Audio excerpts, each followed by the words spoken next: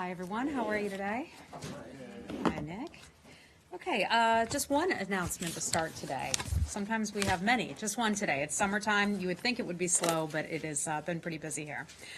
First, I'd like to highlight some good news for the State Department this past week. Yesterday, President Trump nominated the following 8 career members of the Senior Foreign Service to be ambassador.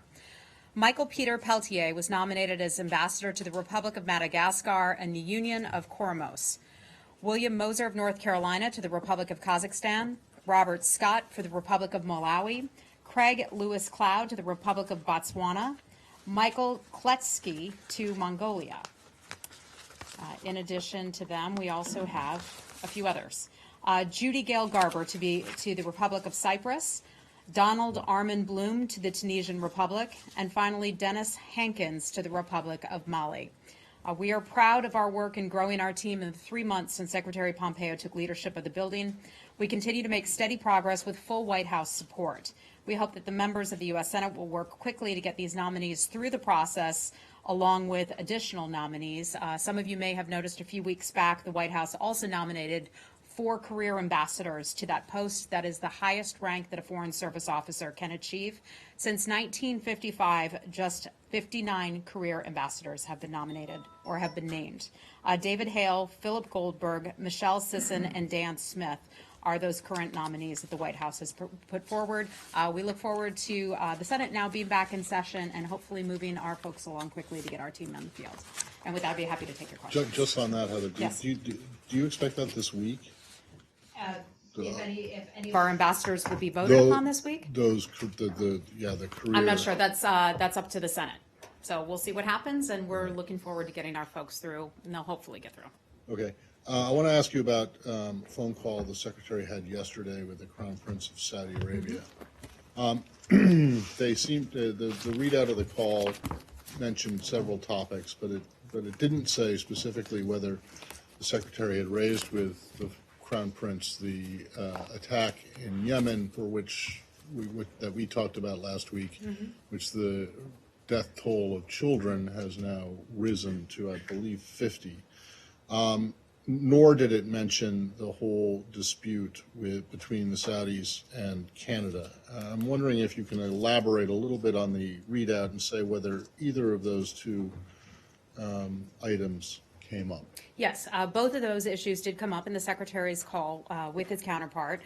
We put out a readout of that call, but as you will notice in the readout, it says that we also discuss other issues of mutual concern. We don't always, as we've talked about here before, list every single thing, every single item that has been discussed in the phone call, but I can confirm for you that those two issues were in fact raised. All right, so I mean, because they were like relevant items, and thank you for confirming that they were, but it would have been super helpful had that been mentioned in there. It's not like, we're not talking like zombie apocalypse as I think we have a new job for you, Matt Lee. You can come in and you can do our readouts on our phone calls. Can I ask you to be a little bit more explicit in what exactly did the Secretary say we're concerned about this attack, this bombing in Yemen, and we'd like you really to find out what happened? I noticed that General Mattis has said that there's going to be a U.S. general going over to Saudi Arabia to, I don't know what, but to have something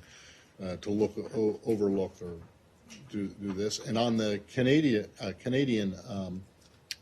dispute, did he say anything to suggest that the United States agrees with the Canadian position that these rights activists should be released? Let me take your second question first, and that is to the issue of the dispute, or whatever you want to call it, between Canada and Saudi Arabia.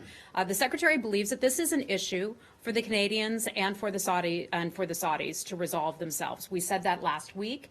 I think we've been clear about that. We believe that other countries have the ability to pick up the phone and have conversations with one another about issues that are important. The United States does not have to get involved or interfere in every issue that's out there before countries.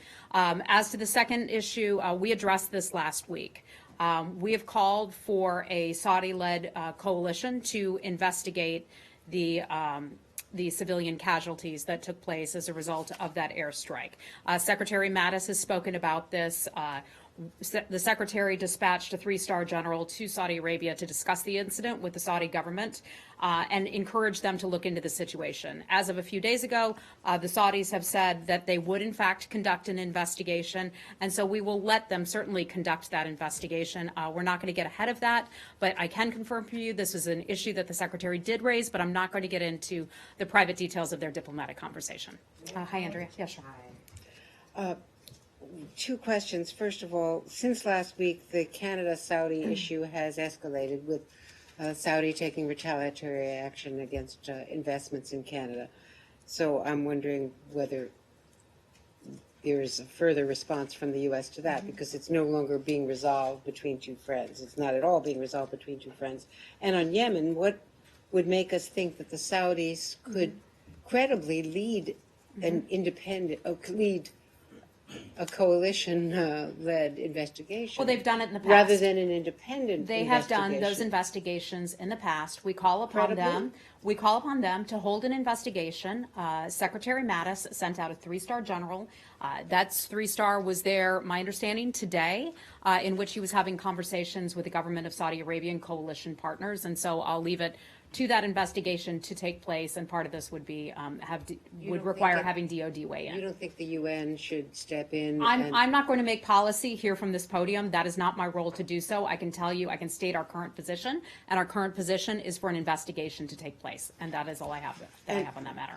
One question to follow up on that, though, is was there an attempt to obfuscate the subjects in that readout? Because the readout notably did not mention the two very newsworthy and very controversial issues now involving the kingdom. Look, there is, you've been around long enough to know that every single issue, and we've discussed this here before, that is discussed in a phone call between two world leaders does not make it into a readout. That is part of the reason that I am here today, to take your questions, and I can confirm that those issues did in fact come up, and I'll leave it at that. Does anyone have something on another matter? Okay. Did they talk about the weather? They probably did, because they do exchange pleasantries when they talk. I just want to clarify something. You said that you want to leave it to Canada and Saudi Arabia to resolve their issues. Does that mean that the United States will not mediate or interfere or try to bring them together? They are allies, right? They both are allies. They are partners. They are friends. I think we'll leave it to those countries to resolve this themselves. Okay? Hi, Lori. Hi. Well, I've got an Iraq question, a Turkey question. Iraqi Prime Minister Abadi has said that Iraq will continue trading with Iran, but it won't use the dollar. What is your response to that? Yeah, I mean, we've certainly seen that report. That's something that was just brought to my attention a short while ago. Overall, I can tell you we continue our efforts by the government of Iraq and the Kurdistan Regional Government to resolve issues between the government and Baghdad. You know our concerns about Iran and about trading with Iran, and we will continue to hold countries accountable for any violation of sanctions. But is his statement acceptable to you? You know, as Laura, you know, we've been here long enough together that we don't comment on every foreign leader's comments that a foreign leader will make. Okay, on Turkey, there's a crisis. Are you having any discussions with Turkey on this during this crisis, or they're not even talks? Well, I think you saw yesterday where National Security Advisor John Bolton met with the Turkish ambassador to the United States. They had a meeting. The White House put out a readout of that conversation, and we continue to have a conversation that was similar to the previous conversations we've had recently, where we talk about areas of mutual interest. Not all of that makes it into the readout, but we also talked about the issue of Pastor Brunson. And is there any news on that I front? have no new news for you on the case of Pastor Brunson. Hi, Michelle. Hi, thanks. On that subject, White House officials are saying that there was no progress made, that it remains at a stalemate. So from the State Department perspective, what is the next step in trying to resolve this Brunson Well, issue? I think progress is having Ambassador Brunson on a plane coming back to the United States. I'm sorry, Pastor Brunson coming back to the United States. We hope to have him brought back very soon. We have long said that that is long overdue. What We is the look next forward. step? We look forward to that taking place. I can tell you that our charge in Turkey visited Pastor Brunson earlier today. He provided a brief readout of that, where he basically just discussed the fact that they met. I can just tell you our conversations continue, and I don't see that changing at this Okay, point. and on the Saudi issue, the I'll come back to you. Somebody else had something on On Turkey. Turkey, are we going Yeah. to nominate someone to be an ambassador? Might that be helpful to have an ambassador imposed? I know this is not One this secretary's. I'm glad you brought that up. One of the things that's very important to the secretary is putting his team on the field, and he spent considerable effort in putting people on the field, interviewing people, spending his personal time doing that, really digging into the details, and of course also encouraging the Senate to move through our people just as quickly as possible as they're able to do so. I don't have any information on any new nominations that would come out of the White House, but I would imagine that the secretary has a candidate in mind for that. So Heather- Leslie, Heather, sorry. I Let me get to have- Leslie. I've met with Leslie yet. So, She's supposed to be The- number 2, so I am. apologize. I noticed. She's number one. Matt, yes, yes. Oh, right, yes, I forgot about that. Thank you very much. So there's no negotiation going on about Father Brunson and Pastor Brunson and the other Americans that are going. I mean, from what I gather, you've told them you release Pastor Brunson, or we're going to take further action. I'm not going to forecast any kind of further actions or what our next steps will be, other than to say conversations continue. We've been very clear with Turkey about our expectations and our desire to have our people brought home. Pastor Brunson gets the bulk of the attention in the news and from a lot of folks, but it is just as important to us to have the NASA scientists, Sergen Golka, brought home as well as our 3 locally employed staff who've been working at our mission in Turkey and then have been detained for quite some time as well. So, if I can look at the broader perspective, a bilateral issue between the United States and Turkey has now roiled emerging markets. We've had everything from Mexico to India. The currencies from all over the developing world have been affected by this. At what stage does one stop this, so that the rest of the world doesn't sink to the bottom of the economic pile? Well, I think what we're seeing overall, and I'm not an economist, of course, but economists would certainly tell you that what is happening in Turkey goes far beyond the United States and the United States' recent policies and impositions of various policies and mechanisms. The economic woes did not begin when we put in place those global Magnitsky sanctions on 2 individuals on August the 1st of this year. Just ask you, Go ahead. Hi, can we go back to Saudi Arabia for a moment? can we, Sure, okay, we'll just close out on Turkey before we finish the next thing. Go ahead. After the meeting today, or does State have an update on the condition of Pastor Brunson and whether or not that's playing into these discussions at all? Is health a part I of don't these believe talks? his health status has changed in any way. I know that our charge was certainly pleased to see Pastor Brunson.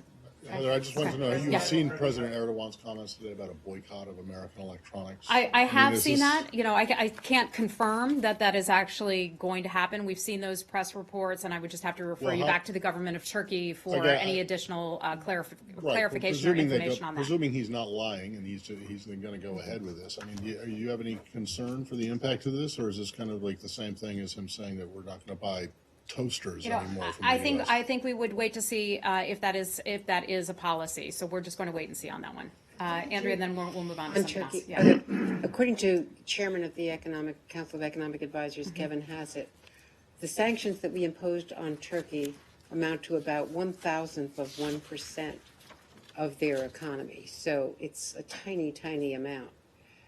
So should Erdogan be, and Erdogan is blaming all this on America in big rallies in the West. Should Erdogan look inward at his own economic woes? And do you have any concern for the safety of Americans, tourists, and others? Is there a travel warning I don't or believe anything else? given? believe our warning or our travel rhetoric? advisories for American citizens traveling in Turkey have changed in any way. We can check with Consular Affairs. That latest information would be on our website. So I would encourage folks, if they have I don't know questions. if anything is in the works. I'm not aware of anything changing, anything in the works, but I would encourage folks, as we know a lot of people are traveling in the summertime, to always take a look at our website at any country you're interested in going to. And if I can put in a plug for my Consular Affairs colleagues, and that is, please, if you're traveling overseas, American citizens, sign up for our STEP program. In case of an emergency, if we should need to reach as American citizens, we will know how to reach you so we can help you if we do in fact need to reach somebody. Yeah. Okay, hold on. You had one. Yeah. After the meeting today, the Chargé released a statement saying that the U.S. calls for Pastor Brunson's his release without delay and in a fair and transparent manner. You've previously called for his immediate release. Do you think that Turkey could immediately release him? Because they continue to say that this has to go through their justice system Yeah. in a We've been very clear with the government about our expectations in our meetings and in phone calls. This is nothing new. Our policy has not changed in any way. Okay? Hi, Saeed. Okay, let's, Follow up on an issue that I raised last week. Sure, and that is- sorry. Which is the aid to the Palestinians. Okay. There was a report that came out on Friday after the briefing, where it said that basically the United States cut off all aid to the Palestinians. Could you please just explain to us the situation, the status of U.S. aid to the Palestinians? yeah, of all I can just tell you that much of this is under review, and we have no decisions to announce, no new initiatives or anything to announce at this time. So do you confirm that everything is frozen? Most everything is frozen? That With the exception? funding such as for UNRWA was under a review. That remains under review at this time. Okay? I don't have anything more on that. Go back there. A couple of people had questions. When you call for an investigation, why does the United States think it's enough for this ongoing problem for Saudi Arabia to do the investigation? That is something that they have done in the past, and we would encourage them to continue to do that. Michelle, I'm not going to have anything more for you on this issue. Why do you Does think anybody? why do you think it's enough was the question? Because we take those matters seriously of civilian casualties. Our Saudi partners take those issues seriously as well. Anyone who operates from a military fashion, who is involved in actions and strikes, in strife around the world, in major countries like ours, take all efforts to try to mitigate against civilian casualties. And I'll just leave it at that. Hi, go ahead. Okay, so back on Saudi, the I think I just said I don't have anything more for you on this this is not issue. on this is not on Yemen. Okay. The Saudi Canadian spat started with the arrest of Sama Badawi, who's an activist, over her online social media posts, and her brother was arrested several years ago on the same thing. What's the U.S. position on her arrest? Sure, and this is something that we've, and good to see you back here, but this is something that we've addressed here from this podium before. We support the right to free speech, and that is something that we stand firmly for every time one of these issues comes up. We remain concerned about the detention of activists in Saudi Arabia, and we urge the government of Saudi Arabia and all governments to ensure that due process is done and that it's handled in a transparent and fair manner. Okay? Okay, let's move on to something else. Hi, Jessica. Another question again, just about the Canadian issue. What was the purpose of the call? If it's not to offer support for one side or the other or to offer a negotiation, why raise it with the Saudis? Well, I think that was in our readout, and we have broad relationships with many countries around the world in which we are engaged in a lot of various activities, some of which you're very familiar with, that you read in the headlines every day. Some things are not as interesting, and so we have often have broad conversations with our partners. Do you think the U.S. could take a role as a negotiator going forward? I don't think that there's any it's not necessary for the United States to have to step in between two countries that have the ability to pick up the phone and handle these issues among themselves. Okay? Okay. Hi, how are you? Probably seen or heard that that Iran's spiritual/revolutionary leader Ayatollah Ali Khamenei has said that there won't be any talking with the U.S. or in general, he has forbidden talking with the United States. Given that the administration has expressed openness to discussions on all the subjects, would you consider this Iran's response to that proposition? Would we consider that to be Iran's response? I mean, we certainly heard the response. The United States remains hopeful that that the people of Saudi Arabia will continue to make their viewpoints very well known. Excuse me, sorry. Thank you. People of Saudi Arabia should not continue to do that. Pardon me. Okay, get going on autopilot there. Thank you for that correction. Very much. My apologies. Look, we heard the statement, we saw the statement, and it's just something where we're not going to respond to something that every government official from around the world has to say. I think we've been very clear in terms of our policy regarding Iran and our concerns and our continued concerns about Iran's bad behavior around the world. We are not the only nation to have seen that, witnessed that, who have been hurt by it, many other countries as well. And we remain, firm in our policy of standing up against Iran, against its malign activities. Is there going to be a deadline for a response Look, from I'm not Iran? putting out any kind of deadlines or anything. I think we've been very clear about our policies. It's good to see you, Korea. People in Saudi Arabia should be able to speak up for Yes, themselves we too, do right? support, we Okay. do support Just to free make- speech. Korea. My sincere apologies. Ms. Farhat Hussein. Yes, thank you. Thank you, Heather. South Korean media reports that the United States and North Korea held working level talks at the demilitarized zone last weekend. Can you confirm this? Who were there? What was the agenda? Was it about Secretary Pompeo's next visit to Pyongyang? Yeah. And is the United States planning another meeting with North Korea this week? at the We have no demilitarized- meetings or no plans and no travel to announce at this point. Regarding your question about any previous meetings, I don't have anything to share for you on that matter. But negotiations and conversations between our government and North Korea will become sort of a regular course, part of our regular course of business, where these will be normal. We will have conversations, we will have meetings, we will have correspondence with the North Korean government as we look to denuclearize North Korea. Follow up to Yeah. that. Last Follow up one to then, that. please. Yes. How does State Department feel about declaring the end to the Korean War at this time, when North Korea is not making any specific denuclearization actions?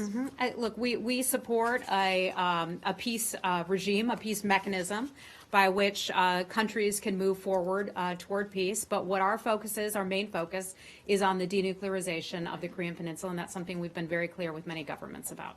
Okay? Kylie, hi. If these meetings are going to be made normal, then why can't you tell us when they happen? Well, sometimes we will and sometimes we won't. I mean, we don't read out and announce every single diplomatic call, every conversation, every meeting that we have with other governments. Some we'll read out and some we won't. And there are some reports from those who have been briefed on the negotiations that they haven't gone that well, and that specifically Ambassador Sun Kim wasn't treated very well when he's gone there. What's your reaction to that? I think I would say that that's news to me. Okay? All right. At this point, does the State Department feel that it's important to appoint a replacement for Joseph Yoon's position? We, as I've said, the Secretary has made it one of his top issues to get our team on the field. And we are working hard every day to bring new people. I look forward in the coming days and weeks ahead to making further personnel announcements, not specific to that necessarily, but in general, I can tell you we look forward to additional personnel announcements. Hi, Cindy. Heather, on China, as you know, a VOA correspondent and another freelancer were detained yesterday in China for several hours and had their equipment scanned and everything. Are you concerned that this is part of a broader crackdown on free speech and human rights in China? Well, we've been watching that very carefully. And you and I think, had a one-on-one conversation a few weeks ago about the disappearance of a professor who was being interviewed on Voice of America, and he was taken away by security officials in China. And then the follow-on story was that a Voice of America reporter was detained along with a contractor who I believe was also working for Voice America, was also taken away. And that detention is a concern of ours. We understand that they were released, but nevertheless, that detention is a concern because they were speaking freely. They were doing their jobs, and we continue to support people who are engaging in doing their jobs, telling the stories about what is going on, not just behind the scenes, but reporting on daily life for those in China and elsewhere as well. We are concerned about what we consider to be China's suppression of fundamental rights, including freedom of expression and freedom of association. And we call on China to allow all individuals to express their views without fear of retribution, and for journalists to be able to do their jobs without interference. Okay, and we're going to have to wrap it up. Yeah. The president of Taiwan spoke yesterday. It's the first time in 15 years. The government and the U.S. government has previously discouraged them from coming here to speak. Was that done with State Department's approval? Are you glad she came and said what she did on U.S. soil? Yeah, I mean, first let me start off by saying our policy on Taiwan has not changed. The United States remains committed to our U.S. One China policy based on 3 joint communiques under the Taiwan Relations Act. The United States, in regard to this trip, facilitates from time to time representatives of the Taiwan authorities to transit the United States Those are largely undertaken out of consideration for the safety and comfort of those travelers, and that is in keeping with our One China policy. For any additional details about the President Tsai's visit, then I would have to refer you to Taiwan authorities. However, in the past, Taiwanese have come here and have been discouraged from speaking, and there have been talks about it regularly in previous visits. And so this is a big change.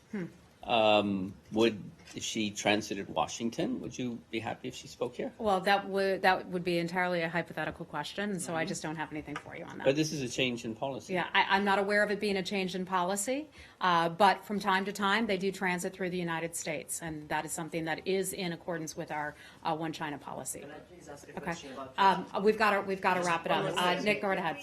We've already covered Turkey. Nick, go ahead. Last question. Quickly, North Korea, Ambassador Bolton said last week to a few of us, North Korea has not taken effective steps to denuclearize. I'm not saying for you to respond to that specific phrase, but does the Secretary share the ambassador's frustration? And I know you can't talk about specific meetings, but in general, are the meetings yielding any progress? Yeah, well, I think we have certainly seen progress so far. We've seen the remains of service members brought home.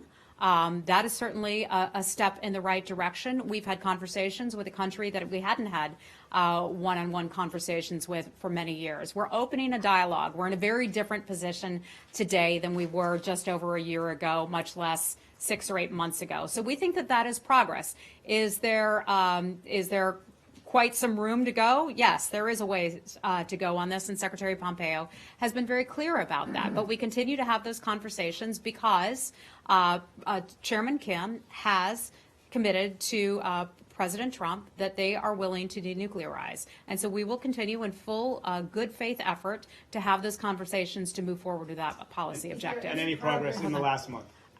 We consider meetings, negotiations, conversations as we move forward behind the scenes with those negotiations to be moving in the right direction. Last question. On denuclearization to wit, a declaration of what they have. I don't have the first step. I don't have any announcements to bring you today. I'm not saying that there hasn't been progress. I'm telling you I don't have any announcements for you today. No, I'm just and asking. when we do have something significant to announce, you probably won't be hearing it from me. No, I hope we are. But I'm just saying, I just mean how, aside from the remains, which is significant and moving, and we've been covering that, has there been any progress on the issue of denuclearization? And those are conversations that we are having behind the scenes. I'm not going to get ahead of those conversations, and I'm not going to read out those conversations. I can tell you that conversations with the government of North Korea are becoming a far more normal matter. And that is exactly why we won't be reading out every detail, every time we meet with them, every phone conversation or email that we exchange with them. We continue to work in good faith to move forward on that.